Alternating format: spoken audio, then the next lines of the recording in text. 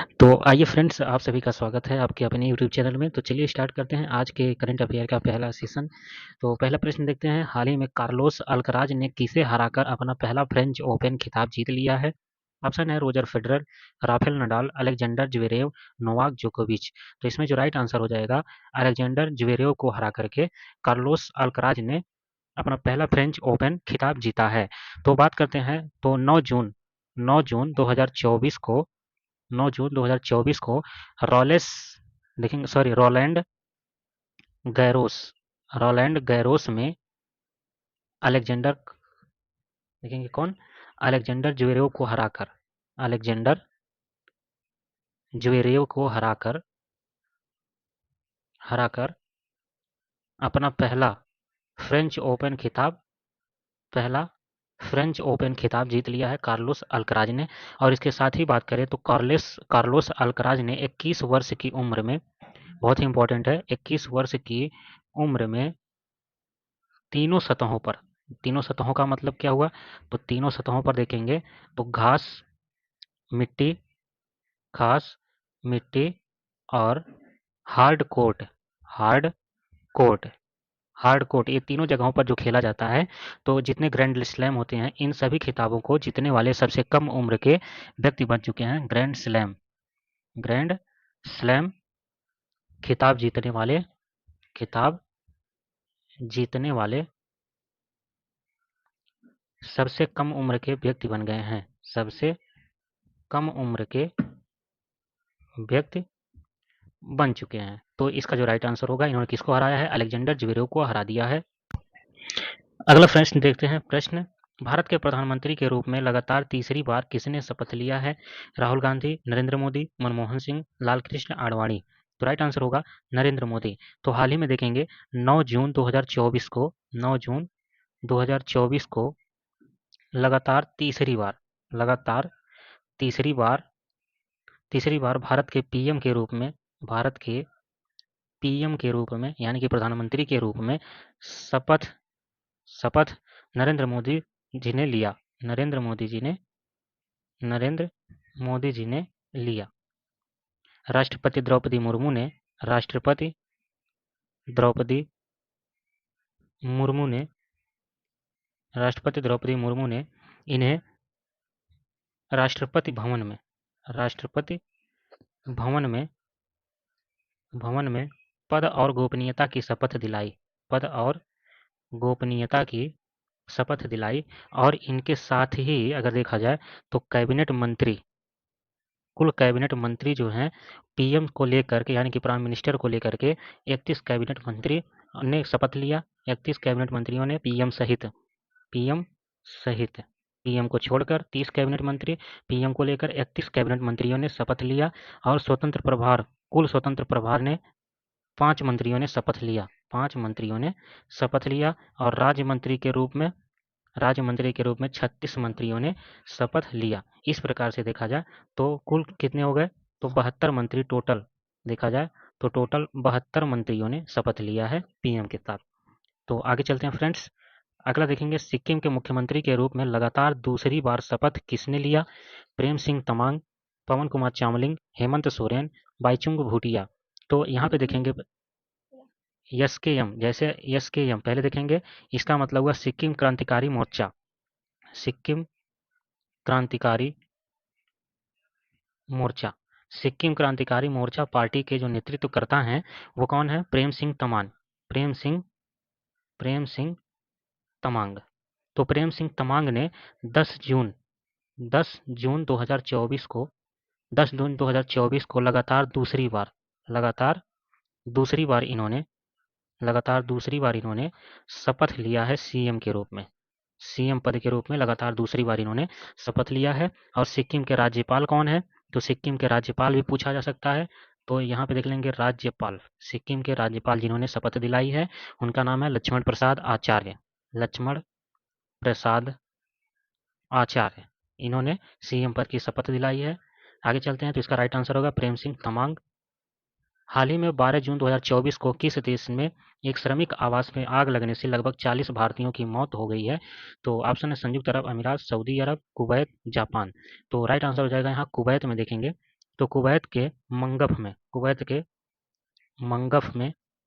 Mangaf में एक श्रमिक आवास था, एक श्रमिक आवास था, जिसमें 12 जून को आग आग लगने से लगभग 40 भारतीयों की मृत्यु हो गई।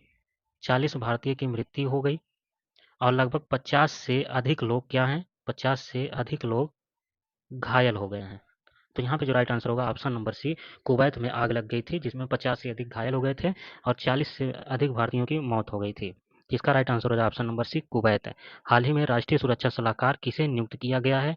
Rajiv Gauba, Amit Shah, Ajit Doval, S Jaishankar. Right answer होगा अजीत डोभाल।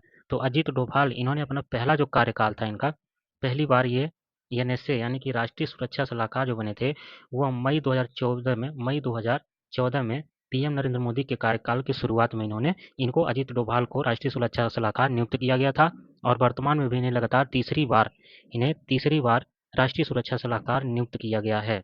राष्ट्रीय सुरक्षा सलाहकार सलाहकार एनएसए भी बोला जाता है, नियुक्त किया गया है लगातार तीसरी बार। तो ये पीएम प्रधानमंत्री नरेंद्र मोदी के कार्यकाल मई 2014 से इनका भी कार्यकाल स्टार्ट हुआ था और लगातार तीसरी बार ये एनएसए चुने गए हैं, नियुक्त किए गए हैं। तो अजीत डोभाल यहाँ पे राइट आंसर होगा ऑप्शन नंबर सी। हाल ही में पीएम नरेंद्र मोदी के प्रधान सचिव के रूप में पुनः किसे नियुक्त किया गया है? प्रमोद कुमार मिश्रा को, अमित शाह, एस जयशंकर प्रसाद, पेमा खांडू। तो राइट आंसर होगा प्रमोद कुमार मिश्रा को चुना गया है। तो प्रमोद कुमार मिश्रा को पीएम नरेंद्र मोदी के प्रधान सचिव प्रधान सचिव के रूप में 10 जून 2024 को रूप में नियुक्त किया गया और इनका कार्यभार जो कार्य होगा यह 10 जून 2024 से प्रभावी होगा।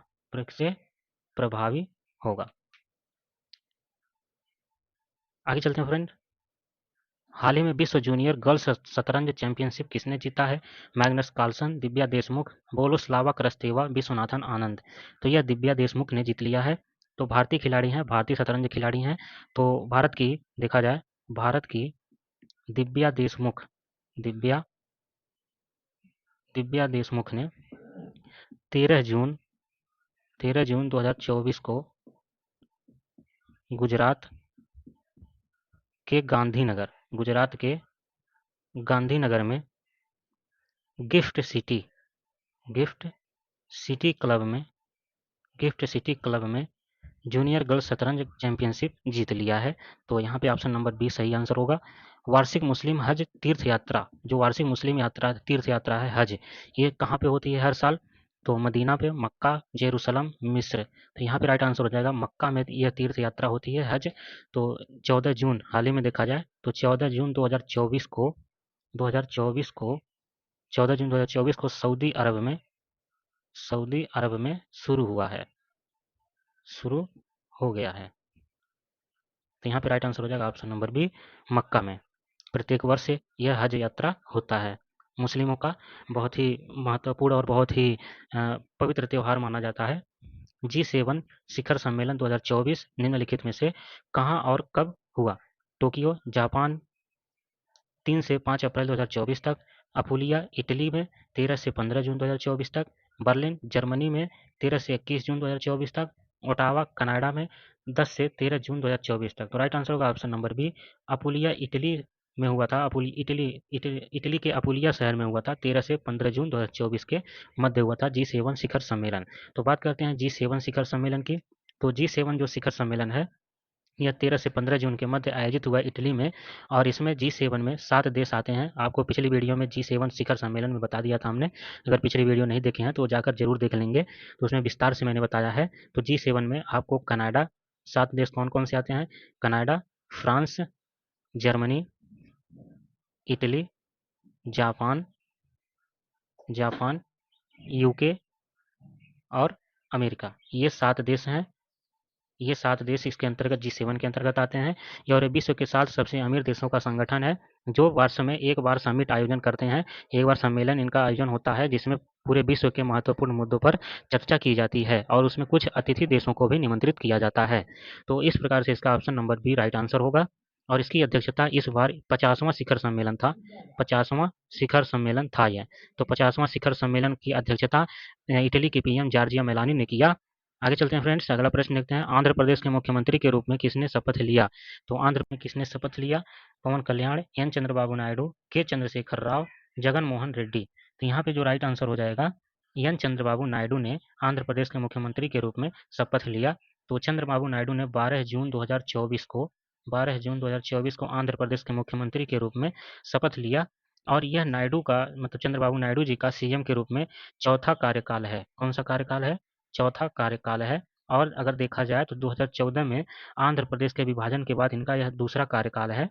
तो आंध्र प्रदेश के विभाजन के बाद देख लेंगे, आंध्र प्रदेश के विभाजन के बाद अगर बात करें, विभाजन के बाद तो आंध्र प्रदेश से तेलंगाना विभाजित हुआ था 2 जून 2014 से। तो उसके विभाजन के बाद की बात की जाए तो दूसरा कार्यकाल है इनका। कौन सा कार्यकाल है? दूसरा कार्यकाल है। दूसरा कार्यकाल है। अब इसका कार्यकाल देखेंगे इनका कौन कौन से है। इससे पहले अगर बात करें चंद्रबाबू नायडू जी को, तो 1995 से 2004 तक और 2014 से 2019 तक इनका कार्यकाल रह चुका है। और आंध्र प्रदेश के विभाजन के बाद यह इनका दूसरा कार्यकाल है, जो 12 जून 2024 को इन्होंने शपथ ग्रहण किया है, जो इनका 2028-29 तक चलने वाला है। अब आगे कितना चलेगा किसको पता, लेकिन जो 5 साल का कार्यकाल है वो तो देखा ही जाएगा। तो आगे चलते हैं, इनका जो राइट आंसर होगा, एन चंद्रबाबू नायडू। पवन कल्याण को आंध्र प्रदेश का डिप्टी सीएम बनाया गया है, डिप्टी सीएम। तो एन चंद्रशेखर के ये सहायक बने हुए हैं। तो आगे चलते हैं फ्रेंड्स, 18वें मुंबई अंतर्राष्ट्रीय फिल्म महोत्सव की शुरुआती फिल्म कौन सी होगी? तो दिल की कहानियां, अतीत की गूंज, बिली एंड मॉली, एक ओटर लव स्टोरी, जीवन भर की यात्रा। तो ऑप्शन नंबर सी यहाँ पे राइट आंसर होगा, बिली एंड मॉली, एक ओटर लव स्टोरी। तो यह फिल्म जो 18वां मुंबई अंतर्राष्ट्रीय फिल्म फेस्टिवल है, यह 15 से 21 जून 2024 तक मुंबई में आयोजन किया जाएगा। इसका मुंबई में आयोजन किया जाएगा। और शुरुआती फिल्म जो होगी बिली एंड मॉली एक होटल लव स्टोरी होगी। तो फ्रेंड्स, उम्मीद करते हैं वीडियो पसंद आया होगा। मिलते हैं नेक्स्ट वीडियो में। आज के लिए बस इतना ही, तब तक के लिए धन्यवाद।